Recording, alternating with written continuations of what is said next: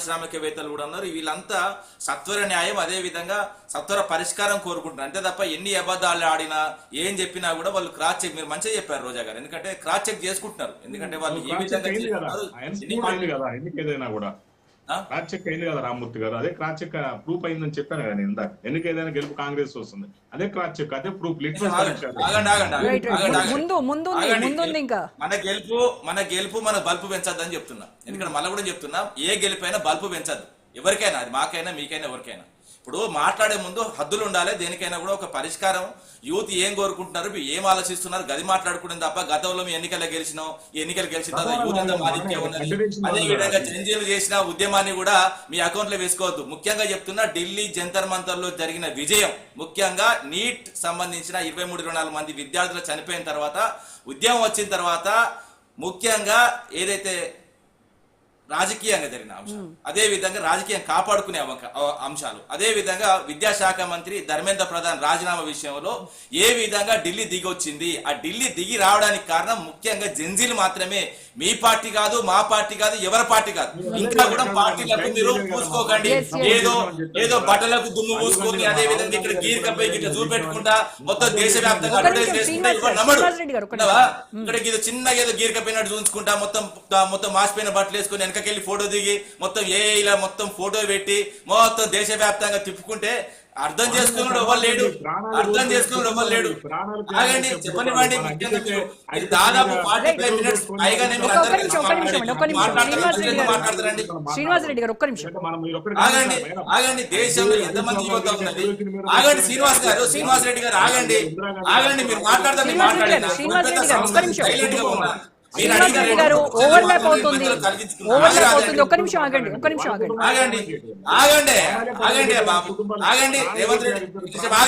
అండి. శ్రీనివాసరెడ్డి గారు ఒక్క నిమిషం అన్నట్టు 18 సంవత్సరాలు. ఒక్క నిమిషం ఆగండి భయ్య, ఆగండి. జర ఓపిక ఉండాలి. మనిషికి చెప్పే దమ్ము ఉన్నప్పుడు వినే దమ్ము కూడా ఉండాలి. ఒక్క నిమిషం అండి. శ్రీనివాసరెడ్డి గారు ఎవడ బదలాడతాడు, మీరా బదలాడు. శ్రీనివాసరెడ్డి గారు మీరే ఇందాక చెప్పారు కదా, పాయింట్స్ రాసుకోండి అని చెప్పారు కదా. శ్రీనివాసరెడ్డి గారు పాయింట్స్ రాసుకోమని మీరే కదా చెప్పారు. రాసుకోండి అని మీరే మొత్తం గీతలు దాటితే ఆగండి బాబు. ఏం చెప్పలే ఇంకా ఆయన మాట్లాడండి. శ్రీనివాసరెడ్డి మీ గురించి మీ చిట్టదే ఇప్పలే. ఇంకా నీ చిట్ట ఇప్పితే ఆగండి, అప్పుడు మాట్లాడుతావు మధ్యలో ఆగండి. ఎందుకంటే ఇప్పుడు చెప్తా వినండి, దేశంలో 146 కోట్ల జనాభా ఉన్నదండి. సరే, జనాభా 146 కోట్ల జనాభాను పక్కకు పెడితే ముఖ్యంగా ఓట్లు 97.98 కోట్లు ఉన్నాయి. ఇందులో 25% అంటే దాదాపు 36.7 కోట్ల మంది యువత. ఇందులో ఓట్లు ఉన్న వాళ్ళు ఉన్నారు, ఓట్లు లేని వాళ్ళు ఉన్నారు. ఇందులో ఒక వాస్తవంగా 5-6 తీసేసినా కూడా దాదాపు 35 కోట్ల దాకా వాళ్ళే ఉంటారు. అంటే ఎంత మేజర్ గా వీళ్ళు ఎలక్షన్స్ ప్రభావితం చేస్తారో అర్థం చేసుకోవాలి. వచ్చే ఎన్నికలు గత ఎన్నికలు లాగా ఉండవు. ఎందుకంటే వీళ్ళు ఏం చెప్పినా నమ్ముతారు, మీరు ఏం చెప్పినా నడుస్తుంది. ఆఖరికి ఇంజనీర్లను పట్టుకొని మీకు ఫాములు నింపరాదు. అదే విధంగా మీరు క్రిమినల్ వేస్ట్ అని నడుస్తుంది అంటే నడవదు. ముఖ్యంగా వాళ్ళకి తెలుసు. ముఖ్యంగా తెలంగాణలో జరుగుతున్న అంశాలు కులంకుశంగా చూస్తున్నారు. ఏమి హామీలు ఇచ్చిళ్ళు, ఎంతవరకు చేస్తున్నారు, ఏ విధంగా నడుస్తుంది, ఏ విధంగా బదులాడుతున్నారు, ఏ విధంగా నోటిదులా ఉన్నది, ఇవన్నీ చూస్తున్నారు. ముఖ్యంగా ఓటు వేయడానికి ఇక 18 సంవత్సరాలు కాదు నేను అంటున్నా. రేవంత్ రెడ్డి ఓటు వేయడానికి 18 సంవత్సరాలు ఉన్నప్పుడు 21 సంవత్సరాలు ఎమ్మెల్యే కాదు నేను అంటున్నా. మీకు మనవడ 6 సంవత్సరాలు తీసుకురండి ఇక. ఎందుకంటే మీ మనవన్ కళ్ళ ఆనందం కోసం, ఎందుకంటే సింగరేణి 100 కోట్లు కూడా ఖర్చు పెడతావు కదా, తీసుకొచ్చి ఫుట్బాల్ ఆడతావు కదా, ఇటుదంతా అడిపోతా అడిదంతా ఇడిపోతా బక్క కాలతో విన్యాసం చూసినాం కదా. 6 సంవత్సరాలకే తీసుకురండి. పుట్టిన 6 సంవత్సరాలు నీకు మనవని కూడా ఎమ్మెల్యే చేయరు, అది వడద్దంటాడు. నీ ఏం మాట్లాడతారని అడదాం. దేనికి రాజకీయాల్లో ఉన్నప్పుడు చెప్తా వినండి. రాజకీయాల్లో ఉన్నప్పుడు ముఖ్యమంత్రి స్థానంలో ఉన్నప్పుడు ఏది పడుతుంది మాట్లాడుతున్నాడు.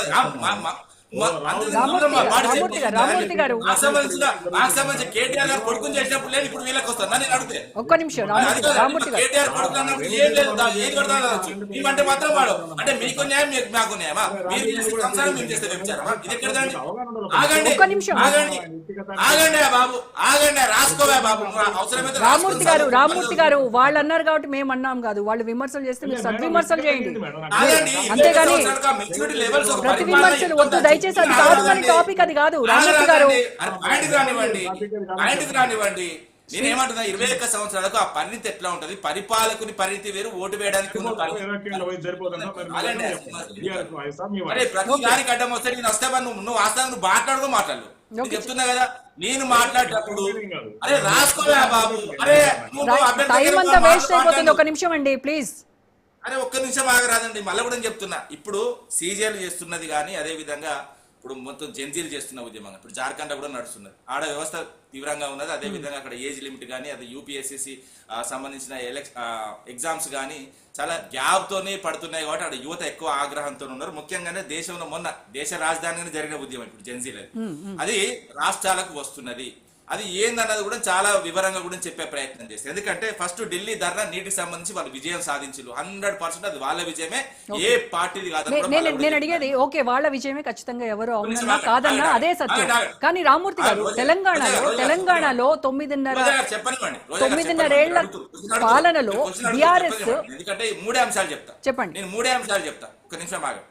నేను 3 అంశాలు చెప్తా. అదే విధంగా పీకే గెలుపు కూడా, ఎందుకంటే బీహార్ లో పీకే గెలుపు కూడా వాస్తవంగా ఈ జెన్జీలు చేయబట్టి అయింది. అదే విధంగా ఇంకోటి వస్తున్నది సెప్టెంబర్ లో, క్యా బోల్తీ పబ్లిక్ అని ఒక బీజేపీ కంపెయిన్ తీసుకొస్తున్నారు.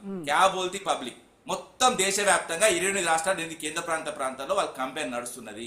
వాళ్ళు పెట్టబోతున్నారు సెప్టెంబర్ లో. అసలు ప్రజలు ఏమనుకుంటున్నారు, ప్రజలు ఏ విధంగా కోరుకుంటున్నారు, దేశ యువత ఏం కోరుకుంటుంది, అసలు దేశ యువతకు కావాల్సింది ప్రభుత్వ ఉద్యోగాలు, ప్రైవేట్ ఉద్యోగాలు, అదే విధంగా ఫెసిలిటీస్, అదే విధంగా దేశంలో రాష్ట్రాల్లో వివిధ రాష్ట్రాల్లో ఏ విధమైన పరిస్థితి ఉన్నది, అదే విధంగా జాతీయ భావం అంటున్నారు కదా, అసలు జాతీయ భావం ఉన్నదా లేదా ఈ రాజకీయ నాయకుల దగ్గర. ఎందుకంటే వీళ్ళ మేనిఫెస్టోలో చెప్తాయండి. ఇప్పుడు బీజేపీ కానీ కాంగ్రెస్ కానీ జాతీయ పార్టీలు అని చెప్పుకుంటారు కదా, జాతీయ పార్టీలు అన్ని రాష్ట్రాలకు ఒకే విధమైన మేనిఫెస్టో ఉండాలి. కానీ ఒక రాష్ట్రానికి ఒకలాగా, ఒక రాష్ట్రానికి